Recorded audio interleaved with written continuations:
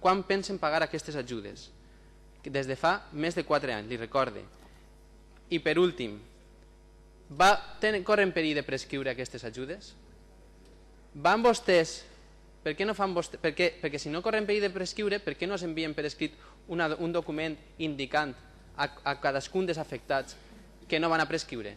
Per què es mantenen en ese limbo? Per què no es tranquil·litzen? ¿Es tan difícil tranquilizar a las personas, señora consellera? Mire usted, respecto a la prescripción, no es una cuestión de dependa de la Consellería, es una cuestión de la Ley de Procedimiento Administrativo. Se lo vengo repitiendo muchísimas veces. Insisto, esto es un Estado de Derecho. Las subvenciones se conceden con arreglo a una normativa y la prescripción no lo decide ni esta consellera ni el Gobierno. Lo decide la Ley de Procedimiento Administrativo, que es legislación básica.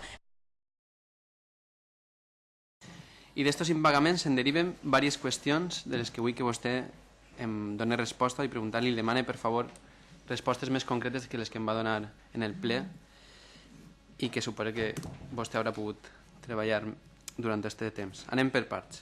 Els impagaments, si no m'enganya, venen des de 2009 i, com sabrà, l'article 18 de la Llei d'Hisenda Pública Valenciana estableix que la prescripció de les obligacions de la Generalitat prescriu al cap de 4 anys del seu reconeixement.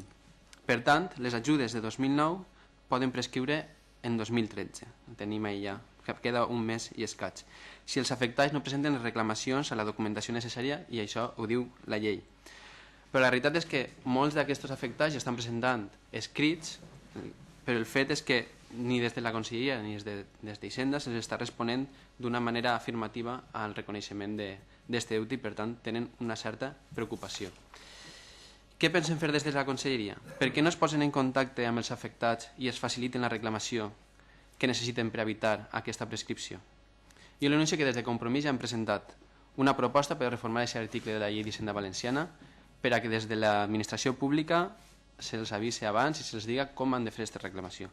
Però considera que aquesta gent no ha d'esperar a que això s'aprovi en aquest Parlament i a que vostès mateixa, demà mateixa, podrien estar enviant una carta a cada afectat.